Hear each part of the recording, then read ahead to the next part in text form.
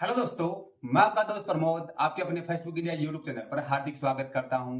दोस्तों, books review की series को आगे बढ़ाते हुए आज का वीडियो जो मेरे साथी UPSC, RAS, RPSC first grade, second grade, third grade, चतुर्थ श्रेणी, वीडियो, एलडीसी या फिर एसएससी, रेलवे या फिर बैंकिंग की ऐसी एग्जाम की प्रिपरेशन कर रहे हैं जिसके अंदर भारतीय संविधान एवं राज्य व्यवस्था का पोर्शन आता है, तो उन सभी साथियों के लिए बड़ा महत्वपूर्ण होने वाला है। जी हाँ दोस्तों, आज के वीडियो के अंदर हम लोग जो बूस्टर एकेडमी की कपिल चौधरी सर की भारतीय संविधान एवं राज्य व्यवस्था की जो पुस्तक आई है उसके बारे में रिव्यू करने वाले हैं। इंटर डिटेल आप लोगों के साथ शेयर करने वाला हूं कि जो कपिल चौधरी सर की जो नई पुस्तक आई है उसके अंदर नया विशेष आप लोगों के लिए क्या कुछ दिया गया है, इंटर डिटेल आप लोगों के साथ शेयर करने वाला हूँ। जी दोस्तों, बेसिक अगर इन्फॉर्मेशन आप लोगों के साथ शेयर करूं तो 300 रुपए एमआरपी लिखी गई है और 326 पेजों वाली पुस्तक वन लाइनर फॉर्म के अंदर पुस्तक आई है। बड़े शानदार कंटेंट अपडेटेड नोट्स के साथ में दोस्तों ये पुस्तक आपको देखने को मिलेगी और इसका जो विस्तृत एनालिसिस है अभी हम लोग आगे के वीडियोस के अंदर करने वाले हैं। दोस्तों, अगर रिव्यू के पश्चात ये पुस्तक पसंद आ जाती है तो स्क्रीन के ऊपर जो व्हाट्सएप नंबर दिए हुए हैं उनके माध्यम से घर बैठे ऑनलाइन ऑर्डर प्लेस कर सकते हैं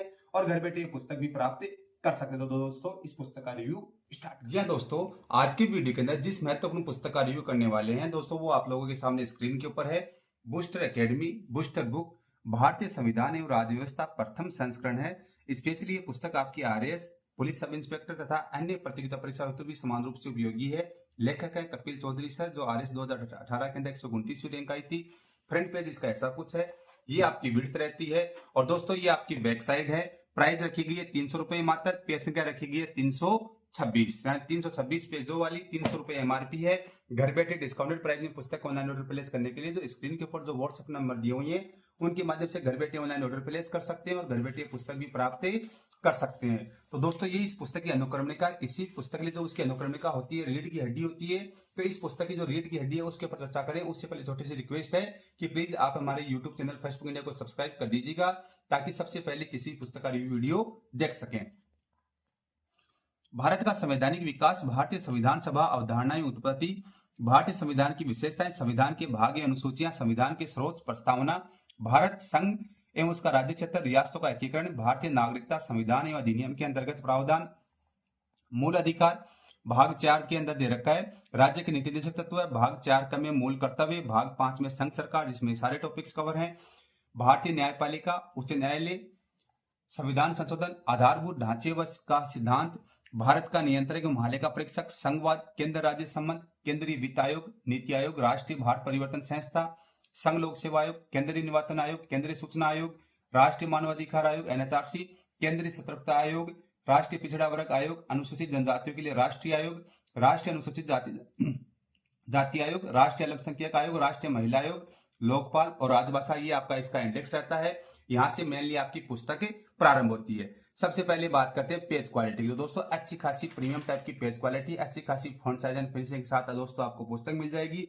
बड़े शानदार फिनिशिंग के साथ दोस्तों पुस्तक मिलेगी। आप लोग आराम से कंफर्टेबल है, कहीं कोई इश्यू वाली बात नहीं है। सिंगल लाइनों के अंदर आपके टेक्स्ट लिखे हुए, जैसे डबल साइड में लिखे रहते हैं वैसे इसके अंदर सिंगल साइड के अंदर आपको टेक्स्ट लिखे हुए मिल जाएंगे। ये आप लोग बुलेट्स देख रहे हैं, इस बुलेट्स इस बात की निशानी है कि आपको ये पुस्तक वन लाइनर फॉर्म में मिलेगी और वन लाइनर फॉर्म में जो पुस्तकें होती है वो अपने आप के अंदर क्वेश्चन बैंक होती है। हालांकि चैप्टर के लास्ट के अंदर एमसीक्यू क्वेश्चंस नहीं दिए हुए हैं और ये आपकी पुस्तक वन लाइनर फॉर्म में है तो अपने आप के अंदर ये क्वेश्चन बैंक है। साथ ही साथ प्रॉपर हेडिंग्स के साथ दोस्तों कार्य किया हुआ दोस्तों देखने को मिल जाएगा। जैसे यहाँ पे आप लोगों को इंट्रोडक्शन दे दिया, संविधान का अर्थ किसी राज्य की संरचना, शक्तियों का वितरण और शासन की कार्य प्रणाली तय करने वाला दस्तावेज है। जैसे शरीर के सुचारू संचालन के लिए संतुलन जरूरी है, वैसे राज्य की स्थिरता और न्यायपूर्ण शासन के लिए संविधान आवश्यक है। विभिन्न विद्वानों द्वारा संविधान की परिभाषा आप लोगों को यहाँ पर बतला दी गई है। ये आपका देखिए अमेरिका के में संविधान निर्माण, फ्रांस में लोकतंत्र की स्थापना, प्राचीन भारत में संविधान का विकास क्रम, अरस्तु का संविधान संबंधी दृष्टिकोण, आपका जैसे इस प्रकार से आपका प्रेजेंटेशन इस पुस्तक के अंदर दोस्तों किया गया। जैसे आपका लोकतंत्र आ गया, लोकतंत्र के विभिन्न प्रकार आ गए हैं, ये आपके प्रकार यहाँ पे दी गई, उसके अंदर संक्षिप्त विवरण यहाँ पे दे दिया गया है। यानी इस प्रकार से दोस्तों प्रेजेंटेशन मिलता है। रेंडमली अगर हम लोग किसी पोर्शन के अंदर चलते हैं तो सबसे पहले आपको प्रस्तावना पोर्शन के अंदर लेके चलता हूँ पेज संख्या 49 के ऊपर। पेज संख्या 49 के ऊपर दोस्तों हम चलेंगे और यहाँ पे प्रस्तावना का पोर्शन यहाँ पे दिया हुआ दोस्तों देखने को मिल जाएगा। ये आपका प्रस्तावना उद्देशिका का पोर्शन आ गया है। तो भारतीय संविधान की उद्देशिका संविधान की आदर्शात्मकता के रूप में कार्य करती है।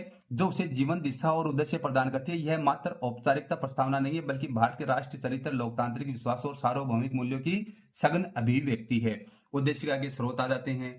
ये आपकी प्रस्तावना की घटक आ गए हैं। प्रस्तावना के मुख्य तत्व यहाँ पे आप लोगों को बता दिए हैं। प्रस्तावना से संबंधित कथन यहाँ पे दे दिए गए। ये आपकी प्रस्तावना आप लोगों को यहाँ पर दे दी गई है। महत्वपूर्ण जो शब्दावलियों का यहाँ पर व्याख्यात्मक आपको व्याख्या आपको पूरी की पूरी दोस्तों देखने को मिल जाती है।